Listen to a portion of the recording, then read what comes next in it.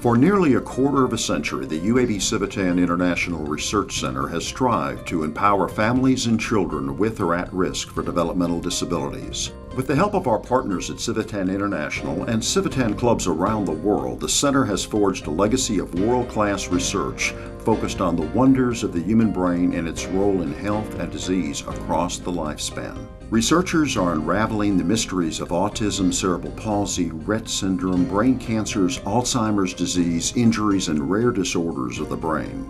We are dedicated to translating the discoveries of our scientists into treatments, cures, and knowledge that can benefit families and children around the world. Through federally funded training programs, clinicians and their trainees at the Civitan Sparks clinics see thousands of children with or at risk for developmental disabilities each year. Interim Director Dr. Alan Percy, longtime medical director for the center, discusses our ongoing mission of research, education, and service. The mission of the center, as many of you know, has been to address neurodevelopmental disabilities from a broad perspective. Not only to look at individuals themselves who have these disorders, but also to look at the basic science behind them. For example, working with animal models or cell-based models of these disorders to gain a richer understanding of the molecular or genetic bases for these disorders, bringing those studies forward through what is called translational research to engage in potential clinical trials, which are currently ongoing, for example, with Rett syndrome, with tuberous sclerosis, and also with children who have intractable epilepsy. Together with Lucas Poza-Miller, we plan to continue to run the full gamut of programs that have been in operation in the past at the Civitan International Research Center. One of the important highlights is the move of the imaging center to UAB Highlands, where it is a new and upgraded machine that will allow for a better scanning and more competent evaluation of functional imaging in individuals with a variety of neurodevelopmental disorders. Civitan support was key to the construction of the center's new Civitan International Neuroimaging Laboratory at UAB Highlands. More than 30 funded research projects are already underway. Dr. Mark Bolding and Dr. Christina Vischer tell us about this exciting new facility. We have a brand new scanner put in about 6 months ago. It's a state-of-the-art scanner, pretty much the best scanner you can get right now to do the kind of work we do. It's based on what's called a Human Connectome project, which is a many-year project to develop an ideal scanner for scanning the human brain. We can get very quick, very clear images of the brain, and we can see all sorts of things about the brain. We can see things about how information flows in the brain. We can see various kinds of tissue and the relationships. We can measure many properties of the brain that we couldn't measure before. And we can actually measure and kind of map out these tracts in the brain, or kind of the wiring diagram, or how information flows around the brain. We can see the blood flow in the brain. And the blood flow gives us a nice picture of which parts of the brain are very active. And so when you're thinking about math, more blood's going to flow to your parietal lobes, and we can see that. And we use those things to try to understand how different parts of the brain talk to each other. Because of the power of the scanner, we can see the brain with exquisite detail that we haven't been able to see before, for instance, in brainstem. It's very important to be able to see every part of the brain, and being able to see it at very high resolution is necessary for a lot of the questions we're asking. So one thing, I'm really interested in targeted drug delivery in the brain. So sending drugs to a particular location in the brain. And the reason why this is important, because a lot of times now, so a drug that might be delivered to alter brain activity is delivered to the entire body. So you don't necessarily want to do that. You want to send the drug to the place where you want to have the effect. And now I have kind of the tools I need to work on those, to develop that kind of technique, to deliver the drug to the specific location in the brain where it needs to be. Without the Civitans, this wouldn't have happened. It simply wasn't possible. And they kind of planted the seed, or even more than that. They planted the seed, watered the ground, and made this facility possible. Without them, it wouldn't exist. People can come visit. They're welcome, and we'll give them tours, and we'll show them what they have built.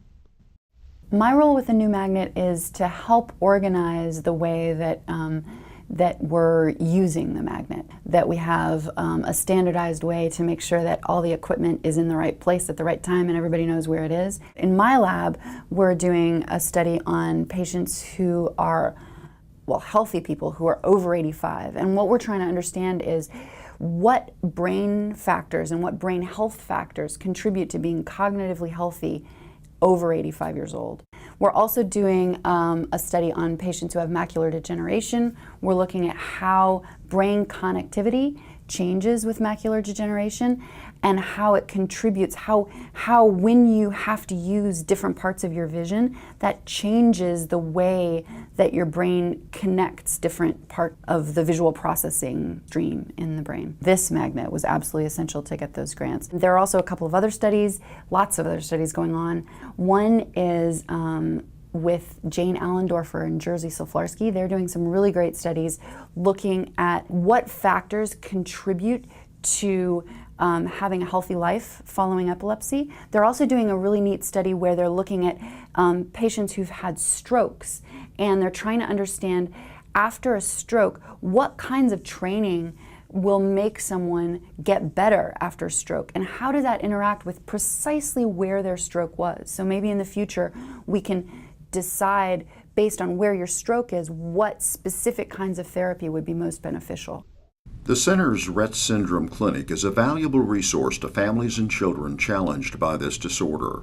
Parents gain unique insights about their child's health while providing important data crucial to research. I have been engaged in the research of Rett syndrome, a very unique disorder which principally affects females. It's a disorder which occurs in early childhood, but is associated with a very long-term survival, with average survival being into the 50s. As such, we need to understand the natural history of this disorder over the lifespan. And doing so, we have engaged now for more than a dozen years in a natural history study which has been focused here at UAB, but is conducted now in 15 different sites across the U.S., whereby we gather a great variety of data on the individual girls or women with this disorder and the problems they face going forward. Families that participate in research are key partners with scientists in the ongoing effort to treat and cure rare disorders. Two moms from Ohio and North Carolina recently shared their thoughts about Rett syndrome and how this clinic helps their families. People who are not aware of Rett syndrome don't necessarily understand the impacts of it. For example, Riley's hand usage, you can see that she's not really grabbing my hand at all, which means she can't feed herself, she can't dress herself, she can't do anything with her hands independently. Before she was even 12 months old, I kind of knew there was something wrong. She wasn't walking, let alone crawling yet. And so around 17 months, we moved to Fort Campbell, Kentucky. My husband's in the military. And so we went to our 18-month appointment, and the doctors there were very concerned. And so we saw a developmental pediatrician. When she was 26 months old, she was diagnosed with Rett syndrome. The developmental pediatrician knew of UAB. They highly suggested that we come and see Dr. Percy. He has seen lots of cases of Rett syndrome, and so he is very well versed compared to a local neurologist who doesn't specialize in Rett syndrome, but in everything else. Having a clinic like this is reassurance. We also get great information on the research that is going on, and I think research in any kind of capacity is wonderful. It is something that's very important to us. It's not been that long since they found the genetic component of Rett syndrome, and how would that have been found without any research? So research is extremely important to us. Just when you have a daughter that can't talk, walk, and use her hands, and every part of her life is so difficult for her, and just with us, we just want to do what we can to help her and make her life the best it can be. So We hold on to so much hope as far as just any research to help, as far as therapies to help anxiety, just anything. It's so important to us, and I know for us, any study that comes up, we want to be part of that. The thing that I think that, or I know that is most important to us is seeing an expert. Somebody that truly knows Rett syndrome, that if you ask them a question, they know it. It's not just a guess or what they've read or what they think. It's Dr. Percy and Jane Lane truly know Rett syndrome like no other. When we come down and they're tracking her behaviors and her weight and her height and being able to collect that data, that data, they're able to give that information to us to best advise us as parents and caregivers of what's best for our child is so important. It's just, it's a special place here. The Civitan McNulty Scientist Award provides a young scientist with the crucial opportunity to grow his or her research with the goal of expanded funding from federal or foundation sources. Named in honor of the McNulty family of Baltimore, whose fundraising efforts for research increased awareness of developmental disabilities, several UAB Civitan McNulty scientists recently discussed the research and the importance of this award. Interim Director for Research, Dr. Lucas Pozo Miller, remembers how the award helped him focus on translational research to move his studies on the MECP2 gene, a key player in Rett syndrome, from bench to bedside. In the laboratory, we work on a developmental disorder called Rett syndrome. We use experimental mouse models that express a mutant form of the protein MECP2, which is the cause of Rett syndrome in girls. We use these mouse models for studies of the pathophysiology at the level of cells and synapses in an attempt to understand what is wrong with these structures in the brain. But also we use these mice as test beds for new drugs. The major issue related to quality of life that we investigate in the laboratory is the role of the hippocampus in the initiation of seizures and epileptic disorders early in development. Rett girls, especially during early years, suffer epilepsy and seizure disorders. The studies that we perform in the laboratory aim at improving and stabilize the activity of the hippocampus. We hope that could one day prevent the development of those seizures. The McNulty Award about 10 years ago allowed me to transition from discovery, fundamental science, to translational science. So without the help of the McNulty Award, it would have been much more difficult for my lab to transition to this area of research that has now been the main focus of my lab for the last 10 years. Dr. Candace Floyd leads a research team centered on the discovery and development of new treatments for the millions of people suffering from traumatic brain and spinal cord injuries. She describes how the McNulty Award helped her move forward. So the overarching goal for us is to discover new therapeutics, new treatments, new ways to restore and rehabilitate the injured central nervous system. 3 or 4 of our research projects are in the later translational stages. So what that means is that we think that we are developing therapeutics and treatments, for example, that we could give in repeated concussion.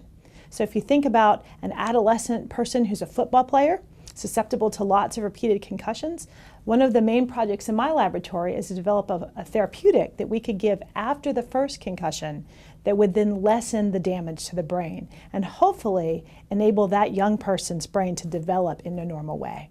One of the things that led me into this area of research, although there were many aspects, but one of them was some volunteer work that I had done at Children's Hospital in Richmond, Virginia. So at that time I lived in Virginia and I was working with children with brain injury and spinal cord injury. And it was interesting because as I talked to the clinicians, I would say, can't we do more for this kid? Isn't there something we can give this kid that it will accelerate their recovery?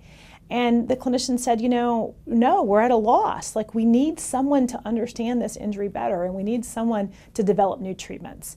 And I said to myself, I'm going to be that someone, and I'm going to work and dedicate my career to developing new treatments for brain and spinal cord injury so those clinicians have more things in their toolbox to use to treat persons with injury. So the McNulty Scientist Award was a wonderful award, and I'm honored to have been one of the recipients. The McNulty Award enabled us to accelerate the pace of research, particularly related to our work on estrogen and estrogen-mediated protection after traumatic brain injury and spinal cord injury. Without that Civitan McNulty funding, we would have never had the preliminary data that we needed to launch this large research program, a research program which now is going into large animals, an important step to taking it to the clinical population. Dr. Brian Sims is a neonatologist who also studies the causes of premature brain injuries such as cerebral palsy. The Civitan McNulty Scientist Award is making more research possible on this disorder that affects the lives of children around the world.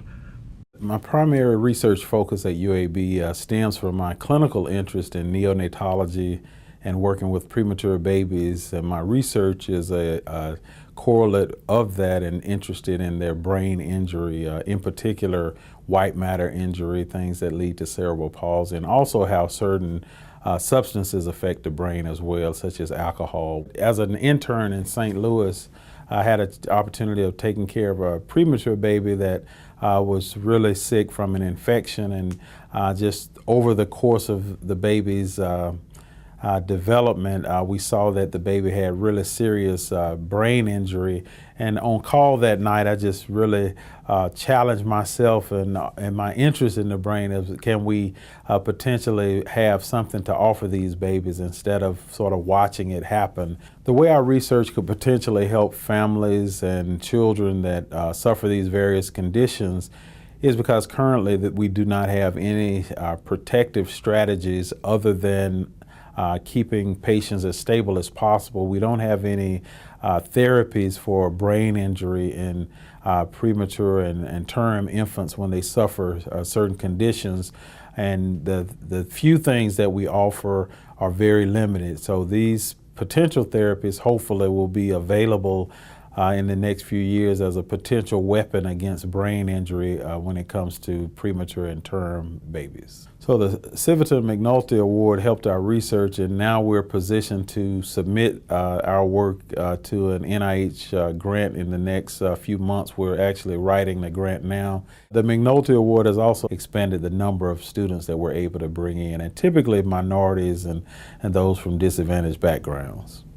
Dr. Farah Lubin's lab is studying mechanisms of memory formation. Her research is looking at future treatments for epilepsy. Since receiving the McNulty Award, one of the most exciting discoveries that my lab has made is identifying specific molecules in the brain that helps us to improve memory with epilepsy.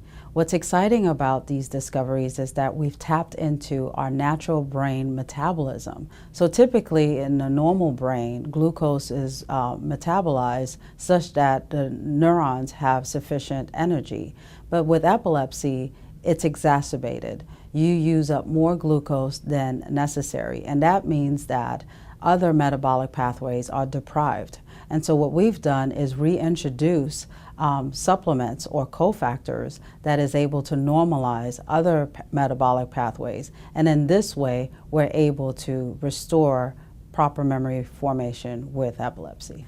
Our research is potentially going to be very beneficial for families and children with epilepsy, because for the first time we are not just treating the seizures, but we are also treating the comorbidities associated with the disorder, including memory deficits. The McNulty Award was significant for me because it helped me to establish important research or lines of research to help me receive millions of dollars from the NIH in order to further pursue research in my lab in regards to memory deficits associated with epilepsy. Dr. Eric Roberson's lab is a leader in developing strategies to fight Alzheimer's disease and other age-related disorders. The McNulty Award has provided key support to his team. Alzheimer's disease is such a big problem for so many people that we need to be tackling this on multiple levels.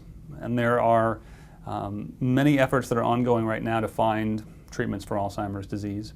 I think it's really exciting that we've been able to start to visualize the blood vessels in the brains of our mouse models of Alzheimer's disease, and to start to understand what this disease process does to the blood vessels. we always think about what it does to the neurons, and certainly the accumulation of amyloid, which is the main protein that accumulates in Alzheimer's disease, has adverse effects on the function of neurons. But what we're starting to appreciate is that it also accumulates right around the blood vessels. It actually encases the blood vessels in the brain. And we are now able, with modern technology, to visualize these blood vessels in the brains of living mice who have this amyloid accumulating around them, and understand what that amyloid does to the function of the blood vessels. And what we've found is that the accumulation of amyloid in those blood vessels makes the blood vessels unable to dilate and constrict normally. What an award like the Civitan McNulty Scientist Award does is it gives you the freedom to explore new areas. And this blood vessel project was a great example of that. This was an area that we did not have other funding to pursue. The Civitan funding gave us the freedom to put some resources onto something new and to start to develop a new area of research that I think will be quite fruitful. Dr. Rajesh Khanna is a leader in the study and treatment of autism. His team uses the Civitan MRI to analyze brain connectivity in children with autism. A couple of exciting discoveries happened in the lab since I received the McNulty Civitan Scientist Award. One, we have developed a technique to use different types of brain mapping data to classify participants into autism and healthy controls.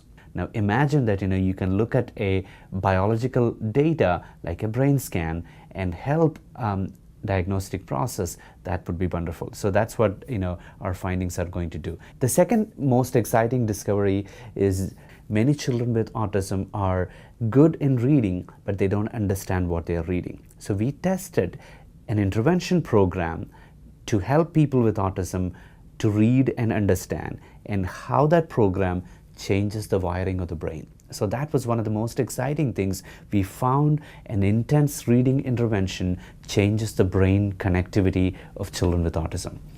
Each year, Civitan clubs around the world raise money to support the research center. Their efforts, along with sizable contributions from the Civitan Chesapeake Foundation, make many of the center's programs possible. In addition to the McNulty Scientist Award, Civitan funds help provide Emerging Scholar Awards. Through these awards, promising students in the neurosciences receive financial assistance to support new research on developmental disabilities.